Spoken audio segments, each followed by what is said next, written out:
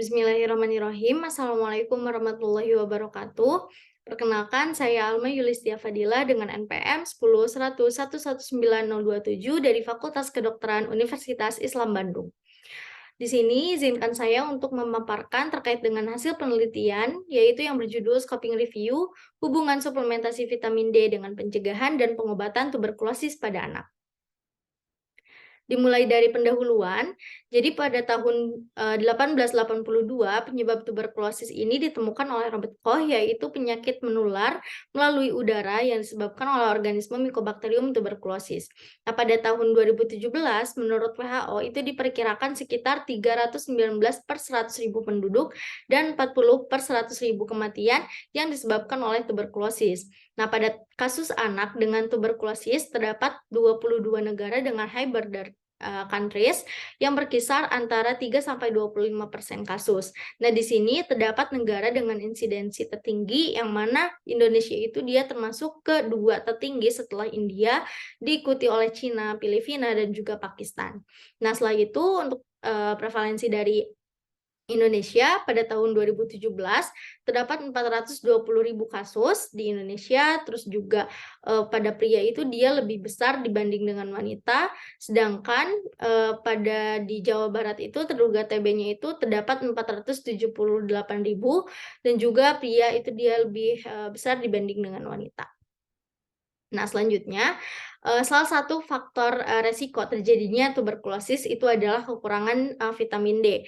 Nah, kekurangan vitamin D ini dia itu dikaitkan dengan berbagai penyakit infeksi seperti, tuberkulosis, HIV, dan juga penyakit saluran pernafasan.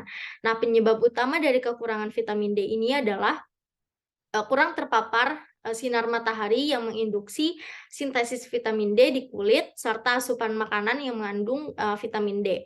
Nah, kekurangan asupan vitamin D ini dia itu dapat memengaruhi sistem kekebalan tubuh terhadap infeksi tuberkulosis gitu. Nah, banyak juga studi klinis yang telah menunjukkan bahwa vitamin D ini memiliki efek pencegahan infeksi, bahkan dapat digunakan sebagai pengobatan utama atau pengobatan tambahan untuk infeksi virus, bakteri, maupun jamur. Nah, selanjutnya di sini vitamin D itu dia berperan dalam pengobatan tuberkulosis, meningkatkan kekebalan tubuh terhadap penyakit infeksi dan juga melawan bakteri Mycobacterium tuberculosis melalui mekanisme katalisidin. Nah, katalisidin ini dia itu dapat memodulasi dari host imun response untuk mengaktifkan inflamasi yang diinduksi oleh patogen dengan mempertahankan atau meningkatkan imunitas terhadap infeksi. Sehingga di sini saya mengangkat judul yaitu hubungan suplementasi vitamin D dengan pencegahan dan pengobatan tuberkulosis pada anak. Nah, selanjutnya di sini untuk rumusan masalahnya yaitu bagaimana hubungan suplementasi vitamin D dengan pencegahan dan pengobatan tuberkulosis pada anak. Nah, setelah itu untuk tujuan penelitiannya itu adalah menganalisis hubungan suplementasi vitamin D dengan pencegahan dan pengobatan tuberkulosis pada anak.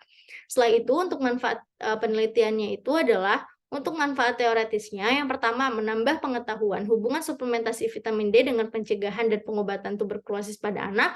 Lalu yang kedua itu adalah dapat dijadikan referensi untuk penelitian selanjutnya.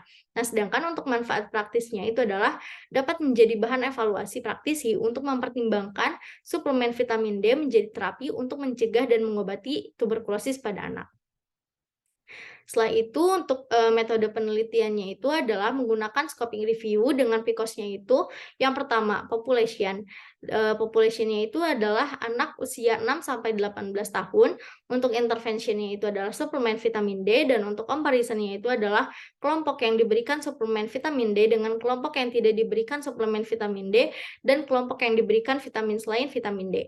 Nah, untuk outcome-nya itu adalah pencegahan dan pengobatan tuberkulosis dan untuk studinya itu adalah randomized control trial atau RCT. Nah, selanjutnya untuk kriteria inklusi. Jadi yang pertama itu adalah dipublikasikan pada jurnal internasional, full text dan juga berbahasa Inggris dan dipublikasikan pada tahun 2012 sampai 2022 dan juga menggunakan RCT. Nah, di sini saya menggunakan 4 database yaitu PubMed, Science Direct, Springerlink dan juga ProQuest dengan kata kunci yang terlampir. Nah, setelah itu untuk kriteria eksklusi, jadi yang pertama itu adalah ketidaksesuaian antara judul dan abstrak dengan PCOS dan juga artikel lengkap yang tidak dapat diakses dan artikel duplikasi. Nah, untuk kriteria kelayakan, jadi artikel yang sudah lolos kriteria inklusi dan juga kriteria eksklusi dinilai dengan telah kritis menggunakan checklist sesuai dengan desain studi yaitu RCT dengan checklistnya itu terlampir. Nah, untuk diagram prisma, jadi yang pertama itu pada pencarian PubMed itu terdapat 50 artikel, pada Science Direct itu terdapat 5.130 artikel, dan pada Springer Link itu terdapat 1.424 artikel, dan pada ProQuest itu terdapat 2.966 artikel, yang mana untuk hasil jurnal secara keseluruhannya itu adalah 9.570 artikel. Lalu dilakukan screening dengan menggunakan kriteria inklusi dan didapatkan hasil 657 artikel. Nah, dilakukan screening kembali yang mana didapatkan 637 artikel yang tidak sesuai dengan PCOS, dan untuk 18 artikel itu artikel yang duplikasi, sehingga didapatkan yang sesuainya itu adalah 2 artikel, lalu ditelaah kritis dan mendapatkan 2 artikel. Nah, untuk hasil dan pembahasannya, pada artikel yang pertama itu yang diteliti oleh Ganma DKK pada tahun 2020, di lokasinya itu adalah di Mongolia dengan desain penelitiannya itu adalah RCT, dan jumlah respondennya itu totalnya 8.851 subjek, dan metode pengukurannya itu adalah quantiferon TB Gold in tube assay. Nah, untuk hasilnya itu adalah suplementasi vitamin D itu tidak menurunkan resiko infeksi tuberkulosis atau infeksi saluran nafas akut. Nah, untuk artikel yang kedua yang diteliti oleh Lianda DKK pada tahun 2022, dan lokasinya itu adalah di Indonesia dengan jumlah respondennya itu adalah 84 subjek. Untuk metode pengukurannya itu adalah diagnosis TB berdasarkan di Indonesian Pediatric Tuberculosis Scoring System. Untuk hasilnya itu terdapat hasil klinis bahwa resolusi demam dan batuk terjadi lebih cepat pada kelompok intervensi dibanding dengan kelompok placebo. Nah, terdapat peningkatan status gizi yang signifikan pada kelompok intervensi dibanding dengan kelompok placebo. Nah, kelompok intervensi ini kadar vitamin D-nya itu jauh lebih tinggi dibanding dengan kelompok placebo. Nah, untuk pembahasannya itu adalah untuk artikel Ganma DKK, jadi suplementasi vitamin D itu tidak mengurangi resiko infeksi tuberkulosis atau infeksi pernafasan akut. Nah, sedangkan kalau artikel Lianda DKK itu suplementasi vitamin D itu dia memiliki efek terhadap resolusi demam dan juga batuk. Nah, untuk kedua artikel itu dia memiliki persamaan dan juga perbedaan. Kalau persamaannya itu adalah kelompok intervensi mengalami peningkatan kadar vitamin D, sedangkan untuk perbedaannya itu adalah dari perbedaan dosis, lama waktu paparan, dan juga faktor tertentu atau kriteria inklusi yang sesuai dengan penelitian yang dilakukan.